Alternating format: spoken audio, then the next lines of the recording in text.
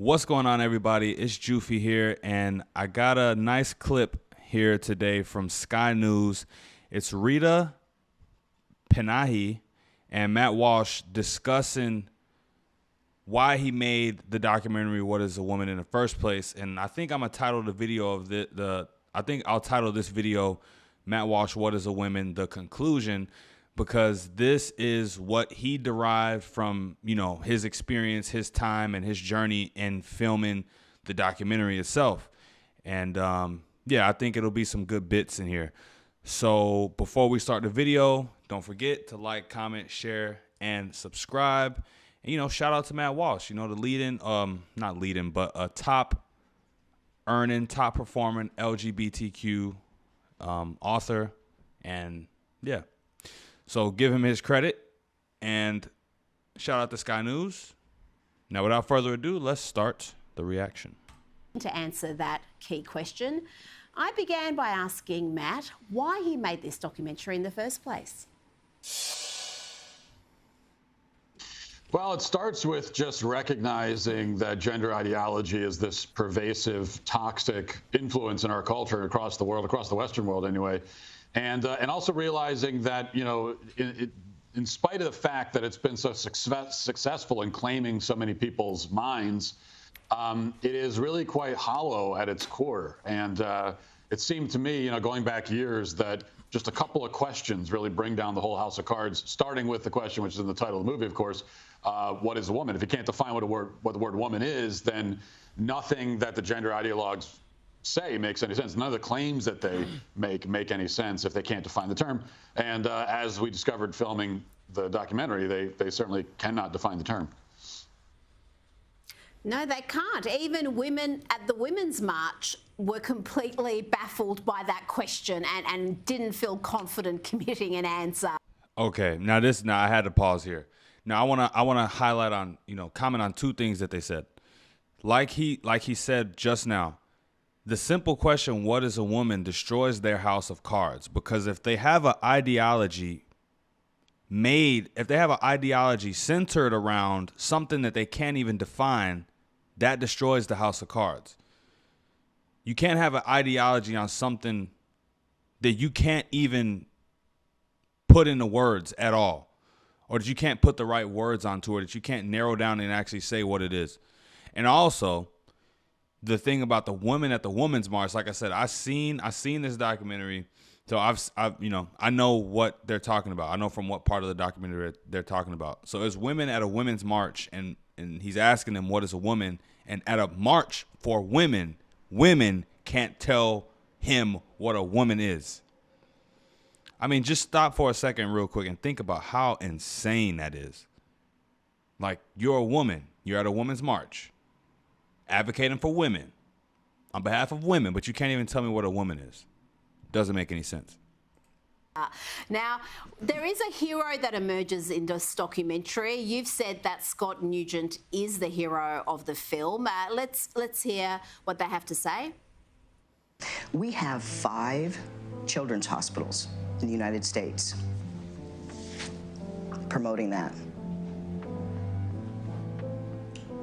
What? That's a phalloplasty. That's a bottom surgery. We have 5 children's hospitals in the United States telling girls that they can be boys at $70,000 a pop in a surgery that has a 67% complication rate. That will kill me from infection that I can't sue on. I'm sorry. I just got to hold up. He said at a 67% success rate? That they can be boys at $70,000 a pop in a surgery that has a 67% complication rate. Complication rate. So there's a 67% chance that if you go through with this phalloplasty or whatever, there's a 67% chance that there will be a complication rate. What those complications are, I don't know. I'm not well read on this subject, but that's some insane information to receive. And also the fact that it's $70,000. So you can't say, if you're for this, you can't say that there isn't a financial incentive behind it, because that's an expensive surgery. That will kill me from infection that I can't sue on. We're butchering a generation of children because... Yep. And you can't sue because this stuff is new and experimental, almost like no, I'm not going to say it. But you can't sue because this stuff is new and experimental. So there's probably some sort of waiver or something in the contract when you signed up that you cannot sue. You know, we're not liable for complications or something like that. So that's sketchy stuff to me. Nobody's willing to talk about anything. Really does take rare courage to put yourself out there and speak so honestly, Matt, because you know they're going to be attacked for telling their story. Yeah, that's absolutely true. And it's a really interesting contrast between, you know, we talked, of course, to people on both sides of the issue, including so-called experts who are proponents of this stuff. And for them, they were very evasive, didn't want to talk about anything, always acting like they had something to hide, very vague and sort of abstract in their answers. Then we talked to Scott Nugent, and we just heard in the clip there, and she's very open, very kind of raw and honest, willing to talk about anything, kind of laying it all out there. And I do find it to be... As you should. If you went through this, be honest and give your example, give your anecdotal evidence about how things went to the public so that they can help make a decision, a well-informed decision for themselves. It's not enough people like him talking. It's more people. It's more the louder majority speaking haven't even been through any of the stuff that he's been through. To be heroic, especially, you know, to go through this, go through the whole process of quote unquote transitioning, and then to turn around and warn other people against it. I think that's a really powerful thing, and it's even more. It's more powerful than, because you and I can sit here and say, you know, here are the problems with these kinds of procedures, but for someone who's actually been through it and kind of crossed that bridge, for them to turn back around and... Right. It just holds more weight. It holds more weight because, like you said, they've been through it and they have something to say about it. Whereas Matt Walsh, you know, Rita, me, we haven't. And shout to anyone else who might cross it and warn them against it, I think is even more powerful. So that's why I think that, you know, interview in the film was really effective. As you mentioned, you spoke to doctors who performed these surgeries, irreversible surgeries on some very young patients. Let's hear from one of those doctors you interviewed. What's the youngest patient that you've operated on? The youngest patient I've done vaginoplasty on is age 16. Do you worry that minors just don't understand enough about themselves? They're not neurologically developed enough yet to make permanent life-altering decisions?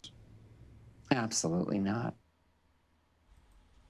That's BS. That's BS, and I personally think that they're taking advantage. And like I said earlier, there's a financial incentive. You can't hold up. Let me just. I don't want to, you know, because I messed up some words in the last video.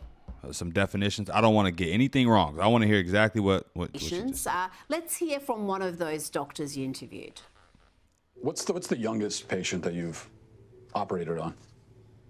The youngest patient I've done vaginoplasty on is age 16. Do you worry that... Is that a man? Is that a woman? Let me just stop. Let me stop. That minors just don't understand enough about themselves. They're not neurologically developed enough yet to make... So he's saying, do you not worry that, you know, kids that are at the age of 16, which is the earliest she's ever operated on, are you not worried that kids this age don't have the mental fortitude or even just self-consciousness enough about themselves to really know if this is a good decision for them? And she says, absolutely not. That's a lie. Permanent life-altering decisions? Absolutely not. Just a very casual, dismissive attitude to a 16-year-old making a decision that is a lifelong decision. There's no coming back from that. Right, there isn't. And, you know, 16 is obviously very, very young, and it's horrific that we're doing that to 16-year-olds. But then you have to consider that many times kids are being put down this path at even younger ages. I mean, we talked to quote unquote gender affirming pediatrician who puts kids on drugs at 12 years old, 13 years old. So at very young ages, whether it's surgery or drugs that sterilize kids, we're being told that the child is quote making a decision at such a young age, but then of course it doesn't make any. Like, is that not what parents are for? Like, what is with this new generation of parents that think it's wrong to make decisions for their kid? Look, when I was a child, my parents made all type of decisions for me, and I hated listening to what they had to say sometimes. But now that I'm 26 and, fully autonomous, I can make my own decisions. I'm glad they made a lot of them decisions. Had they not been making certain decisions for me, I wouldn't be, the person I am today. I'd probably be worse off. But that's what parents are there for, to guide you in the right direction. That's what being a parent about. Being a parent is not about having a kid and then saying, oh, well, I can let my kid do whatever they want. My kid makes up his own decision about everything. Like, you're not even being a parent at that point. Makes sense, because even the people who support giving sex change surgeries to 16-year-olds, if you ask them, well, should a 16-year-old be able to get a tattoo on their face or anywhere else on their body? Should a 16-year-old be able to buy a gun, buy alcohol? Like, any of these kinds of decisions, almost everybody would agree, well, no, that's too young. So I don't got to say much about that, but that's facts. If, like he just said, so this lady, man, whatever, she performed vaginoplasty on a 16-year-old. Can a 16-year-old buy a gun legally? Can a 16-year-old obtain a medical marijuana license legally? Can a 16-year-old buy tobacco products legally? The answer to all this stuff is no. So you can't smoke cigarettes, you can't smoke weed, you can't buy guns, but you can have your penis removed and a vagina installed, or vice versa. Make that make sense, because it doesn't make any sense to me. If it's too young for that, then how's it not too young to make these life-altering, permanent changes to your body? That's the question they never have an answer to. And talking about treatments for kids as young as 11 or 12, FINA has handed down its decision to restrict trans athletes from the women's side of the competition, but they did have one exception. If someone had transitioned, if a male athlete had transitioned by the age of 12, then they would be able to compete in the women's competition. Now, FINA say this isn't to encourage anybody to transition that early, and they, that's a lie, in fact, say that's not a good idea. But you see this as almost a validation for transitioning children younger and younger. Yeah, I don't. I know a lot of conservatives are celebrating this move, but I don't actually see it as a win. Now, the win would be if the governing bodies over these various athletic competitions, if they just said, hey, you have to be a woman to compete against women, period. It doesn't matter when you transition, doesn't matter anything else. You have to be a female. I'm so sorry. I'm sorry for my brief moment of immaturity, but do you see these shoulders? Do you see these shoulders? I'm 6'2", about 210 pounds. This dude has bigger shoulders than me, and he is out there competing with women. Yo, that's crazy. Doesn't matter when you transition, doesn't matter anything else. You have to be a female to compete against women. Now, that would be a win for sanity and for just truth and moral decency. That's not what's happening here. All they're saying is, well, you have to, if a male wants to compete against women, he needs to start his transition younger, which is actually legitimizes childhood transitions, and that's only going to be used by the other side to say, well, see, this is why we got to get the kids on the drugs as early as possible so that they're not left out of opportunities later in life. That's maybe looking at it as glass half empty, but that's also how I think it's going to be used. Oh gosh, I hope that's not seen or interpreted that way, but I can understand why you have that fear. Now, back to what is a woman. You spoke to plenty of experts, and some of them were triggered by the strangest things. Even the word truth was seen as triggering and transphobic. Let's have a look. Well, I'm not even talking about social context. I'm just trying to start by getting to the truth, Yeah, I mean, I'm really uncomfortable with that language of like getting to the truth. Again, in social life. Why is that uncomfortable? Because it sounds actually deeply transphobic to me. And if you keep probing, we're going to stop the interview. If I probe about what the truth is? You keep invoking the word truth, which is condescending and rude. I'm saying to you. How is the word truth condescending and rude? Why don't you tell me what your truth is? And you're walking on. Whenever someone pauses like that, you got them. You got them at least in that moment. You got them. But, you know, we got a typical example here. If you wrong, if you backed into a corner, the first thing that people like this will do, their first chess move will be to, shame you in some sort of way. Shout out to Kevin Samuels. When he was alive, he would say all the time, I don't know if he invented this, but he would say sign language. And I think it stands for, shame, insults, guilt, and the need to be right. So you'll find that people like this all have those four things in common. If you really get in a debate with them and really want to get down to the bottom of things, they all after a while, once you back them into the corner, they will result to the shame and the insults, the guilt, and the need to be right. So this guy and the people they interviewed, they will never admit that they're wrong until it just completely blows up in their faces one day, maybe. 30 seconds more of thin ice before I get up. Matt, and sorry to pause again, but really, these are these adults? Are these the professionals that we, leave things up to? You want to leave important decisions up to people like this who get mad when asked questions and have to leave an interview? Just think about that. how did you keep your cool throughout these interviews? Because just watching them is maddening. I mean, how can somebody be so offended by truth, by the word truth, by the pursuit of truth? Yeah, it was a challenge sometimes. Sometimes a challenge not to laugh in their face. Sometimes a challenge not to scream at the outrageous, ridiculous things I'm being told. But what you just heard there, that really, almost every conversation with these people eventually devolves into some version of that. You get away. And sorry to stop again, but that's why when I hear someone is a homophobe or a misogynist or a racist or a xenophobe, all this faux-ism, when I hear all this stuff, I never believe it off face value, because it could be someone like that guy that Matt Walsh was interviewing saying that about someone like Matt Walsh. You don't take that stuff for face value, because nowadays these words don't mean anything, because people just throw them around and use them whenever they're wrong in an argument. So anyone can be that. If you piss that person off that day, you are a homophobic, a misogynist, or everything. So away from gender, and pretty soon you're getting into, well, what is truth? Is there a truth? Whose reality are we talking about? I mean, I had that kind of interaction so many times, because what you find out is that at base, at bottom, all this gender ideology stuff, it's really a war on truth. It's really really comes down to relativism and the belief that we all get our own truth and our own reality. And I think that's ultimately what they're trying to defend, I think.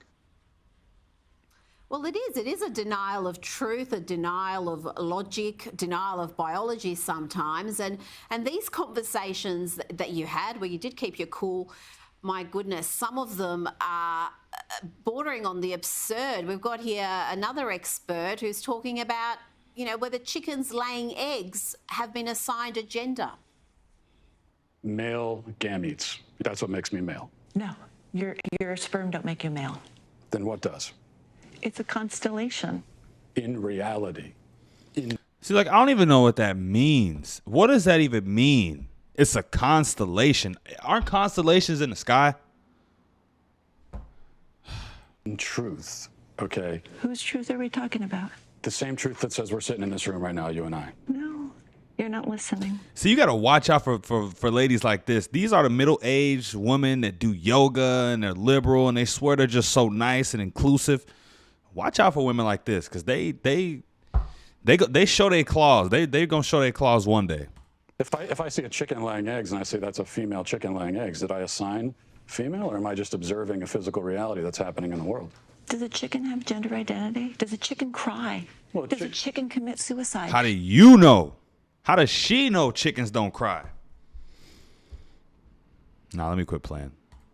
Let's What does that have to do frame with- it because you're trying A chicken has sex like any a chicken biological has organism. an assigned gender, but a chicken doesn't have a gender identity. So we assign female to chickens when they lay eggs? We assume they're female if they lay eggs. Oh, goodness me. Now, Matt, there was a time when this sort of ideology was confined to university campuses, and people thought, oh, well, you know, that's where you debate these sort of radical ideas. But this movement has got enormous, disproportionate power in just every facet now. You look at not just public institutions, but private institutions, the number of... To be honest, she's right and wrong, and this is just my opinion. I think that the only reason this ideology appears to have some sort of power is because of the big money behind it, backing it, the pandering. But in reality, most people see this stuff as just complete nonsense. Like, you know, most of the people I know when I'm talking to, even girls too, like girls and guys both, it's like, most people in my life, if I ask them what a woman is, they can tell me what a woman is. But I mean, I don't hang out with like diehard liberal, non-binary people. It's not, no disrespect, you know, to you, but I don't hang around people that believe in stuff like this. But I think that the majority is the silent majority is a lot stronger and more overwhelming than the people who actually believe this stuff. But the problem is you have people that don't even necessarily believe in this stuff, just pandering, whether, you know, the big corporations and entities pandering to this type of stuff to look good. That's where most of this power comes from. But in reality, I don't think they have much power because most people don't believe this stuff. Corporates that virtue signal about this issue. Can you just help us understand the power of this activist group, such a small group, but with such disproportionate influence and power? Yeah, that's one of the reasons we made the movie, really, was for people to understand just how powerful this ideology is, how widespread it is. And that's one thing I've heard from people who've watched it is lots of people have told me, well, I didn't realize how bad it was until I saw the film. And that's not the only thing I want people to take away from the film, but that is one of the things I want them to take away is that this is not just something out on the fringes or, as you say, just in the universities anymore that we can ignore. It is everywhere. And I think what happened is, you know, it seems like it came out of nowhere 5 or 10 years ago. But it really didn't. It made its way into the institutions, especially academia, you know, government, media. It made its way into those institutions over the course of decades.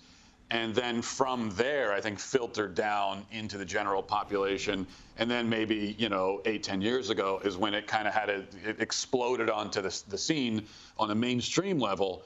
And now, you know, you go anywhere, and at least you go anywhere in the Western world, and people are impacted by these ideas, and many people have bought into them without even realizing that they have. Yep, and that's what I meant. A lot of people have bought into this, but they don't really think it. They just bought into it, and they don't want to be tore down socially, so they say what is socially acceptable. It's socially acceptable to say, you know, trans women are women now. You'll be pushed up and praised and whatever. But you say the opposite and, you know, you're a transphobe, you're a homophobe, you're a sexist, everything. But, guys, I think this video was already long enough. So closing remarks, I just want to say shout out to Matt Walsh for the amazing documentary. Shout out to him for being, you know, like she said, brave enough. You know, Matt Walsh is the type of person, because I'm a fan of his, and he's the type of person that he knows what he believes. He doesn't doubt it for a second, and he speaks what's on his mind and says it with conviction. And I think that is those type of traits right there should be emulated and looked up upon. But yeah, that's it for today, guys. I'm sure we'll have this conversation about what is a woman some other time. I don't think it's going anywhere anytime soon. But on the way out, don't forget to like, comment, share, subscribe. And until next time, peace.